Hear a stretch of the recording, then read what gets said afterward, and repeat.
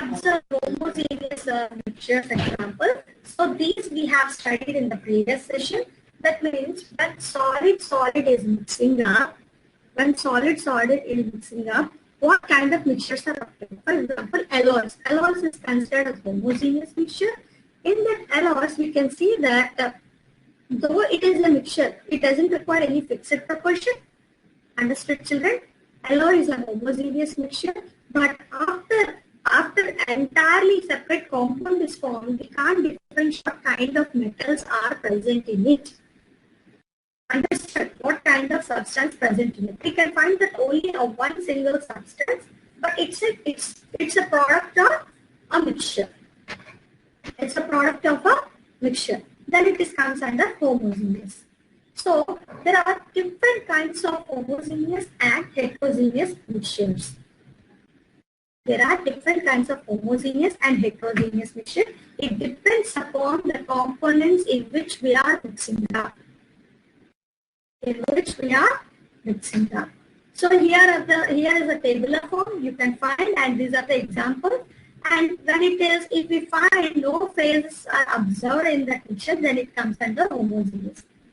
If there are different phases, it is not completely mixed up with the within the two substances, then it comes under heterogeneous mixture. Understood? So to separate this homogeneous and heterogeneous mixtures, we are going to learn the separation technique.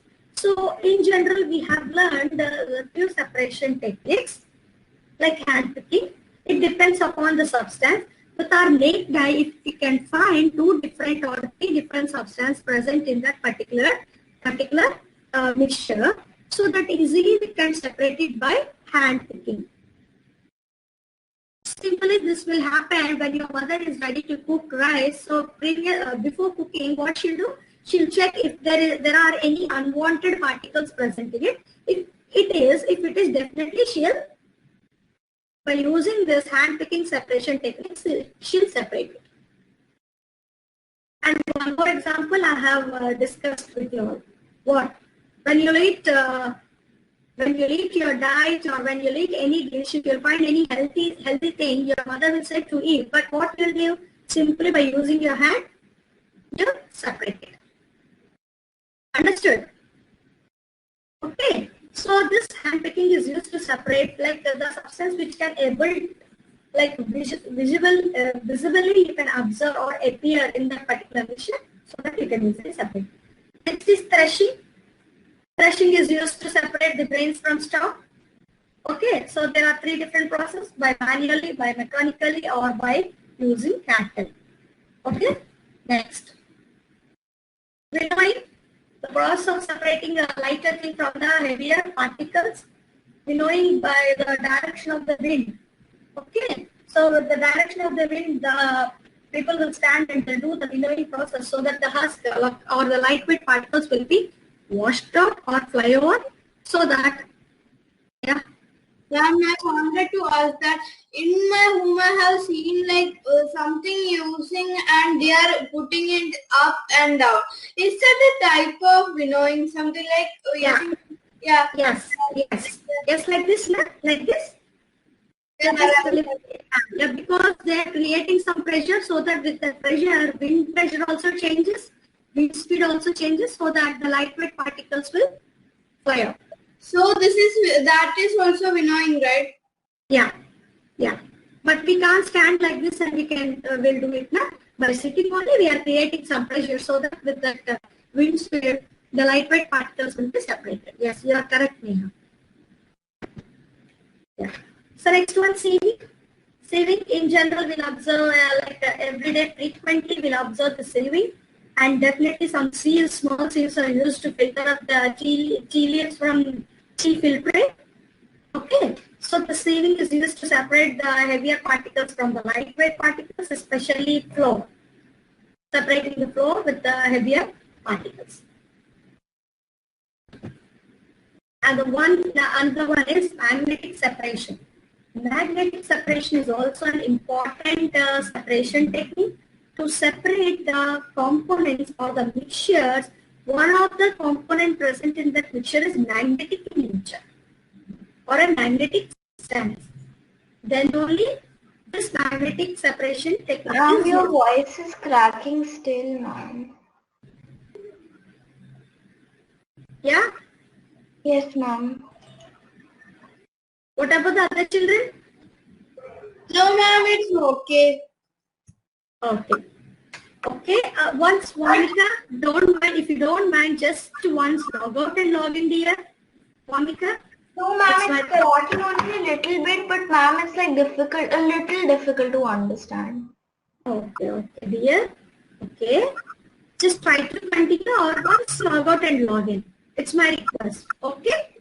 Monica, can you? Yeah? Okay. Thank you. So magnetic substance, if you have seen that magnetic separation, this method is used to separate one of the component which is magnetic in nature. Otherwise, we can't use this magnetic separation technique for every mixture. Okay. So for example, here we are having, you can observe in this picture, you can observe this yellow color powder is sulfur and this is iron. Both are like fine powder, fine texture, amorphous in nature. What do you mean by amorphous in nature? Like talcum. Okay, talcum powder, you can see that talcum powder like amorphous in nature, very soft. That when you place the, this is called horseshoe magnet. This type of magnet is a horseshoe magnet. When you place the horseshoe magnet, And ma'am, the other one picture, is the bar magnet, right? yeah, this one is the bar magnet here. Yes, you're correct. You're correct. Okay, so this horseshoe magnet, when we place the horseshoe magnet near to the mixture, definitely the iron, because it is magnetic in nature and it's a magnetic substance, so definitely this will absorb towards the, or attracted towards the magnet.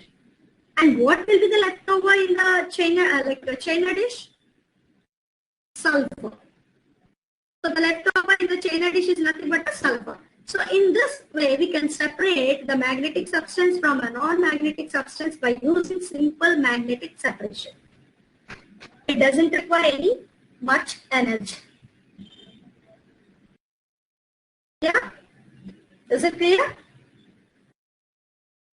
Yeah, ma'am, but yeah, I wanted to ask that last day you taught us about distillation, and I wanted to ask that in distillation, what type of mixtures are differentiated? Like in distillation process, we are like, especially we are learning the fractional distillation or simple distillation process. In that fractional or simple distillation process, we are going to separate miscible liquids. What do you mean by miscible liquids? They are like mixture. The two liquids that mix together. They completely, they are like homogeneous in nature. They completely mixed up, uniformly mixed up. By saying the solution, by saying the mixture, we can find that no more components are mixed in it. Like it's completely uniformly mixed up. In that sense, though it is a simple mixture, but it is completely homogeneous in nature. That means the mixture, the components are completely uniformly throughout the solution. Uniformly mixed throughout the solution. In that sense, we are going to select the fractional distillation technique. Okay, I'm going to explain you that also. You have asked me the doubt, so I clarify. I think I reached you. Yeah? Yeah, ma'am. Okay. Yeah. So next one, this is very, very, very, very important, sublimation. Okay. Almost in all your higher classes, you are going to learn. And it starts from next year onwards, like standard 7 onwards. It's like what we can say, resonating, like it's resonating in all the classes. It's very, very important, sublimation. Okay. So what do you mean by sublimation, children? So it is also a kind of separation technique. It is used to separate like a mixture containing one sublimized salt. One sublimized salt. For example, it's also used to separate the homogeneous mixture only. I'm taking like table salt. How it looks like? Table salt, like sodium chloride. How it looks like? We'll add the table salt to enhance the taste. Am I right? In dishes. So the color of table salt is white. Like it's like not too amorphous. It is crystalline. Okay, am I right? Crystalline, bit rough. Okay, so at the same way, ammonium chloride is also exactly resembles like like sodium chloride. Ammonium chloride is a kind of salt, like sodium chloride is a kind of salt. Okay, it is completely exactly like table salt. When these two got mixed up uniformly, so how can you separate it? How can you separate it? If we use how can we separate it? By using the sublimation. By using the sublimation, we can separate. Like sodium chloride or ammonium chloride, or the sodium chloride is completely mixed up with sand. Okay, so this ammonium chloride is completely mixed up sand. It's a complete homogeneous mixture, solid in solid. So by using the simple sublimation technique, we can separate ammonium chloride from sand. Understood? Yeah.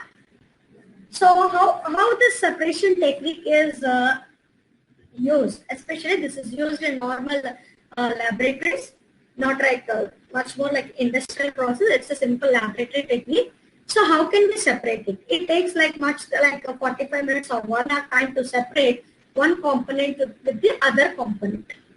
Understood? It takes 45 minutes time. And the same way, the quantity, whenever we do the methods or the laboratory techniques, we need to take the lesser quantity or the very low quantity samples we need to take. Why to take the less sample quantities?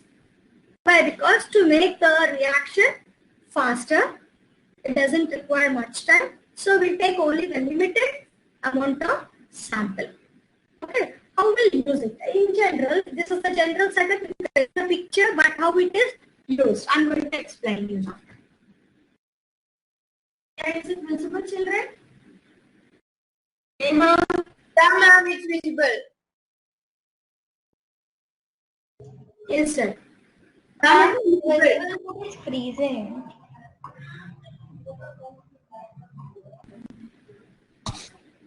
Ma'am, you please continue. It's actually very much visible. Yeah, it's visible, but sometimes it does freeze. This is what a China dish. This is what a China dish. This China dish is used in the laboratory to bear the higher temperature. To bear with it can bear with the higher temperature. So we'll use China dish. So here we have taken the sample like sand and ammonium chloride in it. Sand and ammonium chloride is a mixture. Understood? Ammonium chloride is exactly looks like a table salt. So I'm taking ammonium chloride. So I have placed an inverted funnel at the top of this China dish. Understood? And I used a cotton plug. What do you mean by cotton plug, children? What do you mean by cotton plug? A cotton, which is this cotton just inserted into the funnel. Yes, it's a simple cotton ball inserted in the funnel to not to allow the heat to pass from the funnel. And place this setup above the tripod stand. What it is? It's a tripod stand. Bunsen burner. It's a burner. Spincher. Simply we can say that it's a spincher. Okay, so allow it for heating for some time. After some time, like when times reaching for the completion of the reaction, so we can see that here the vapors are passing from the China dish and it is settled or resonating at this particular place. After cooling, after removing this spincher or the burner, so after cooling, we need to remove the funnel.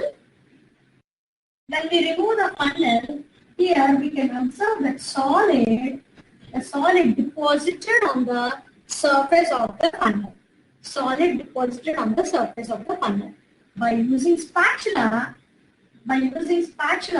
we need to scrap it. We need to scrap the solid and separate it in a watch glass. Understood?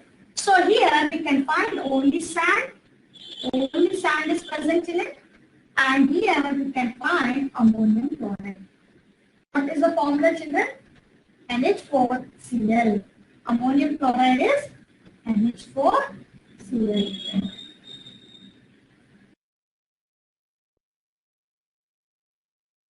Any doubts? Any doubts? So especially there is a like the main principle involved in this separation technique. The main principle involved in the separation technique is nothing but solid is converting to gas and gas is converting to solid. There is no liquid intermediate state is observed here. No liquid is observed. Here solid converts to gas, gas converts to solid. There is no formation of liquid in this separate technique. Ma'am, I wanted to ask one thing that in the given figure there is written something like ammonium chloride salts, and in the top they have written solidified ammonium salts. Solidified, yes, yes. This is solidified ammonium. Yes. This is solidified ammonium chloride. My doubt is that then if it is like vapored and bond, then what will be left over in the China dish? Yes, it's a mixture that I showed it. Yes, sand only will be left over. The complete ammonium chloride, the solid, when we are continuously heating, the solid converts to gas. The solid completely converts to gas and accumulate at this position. Accumulate at this position.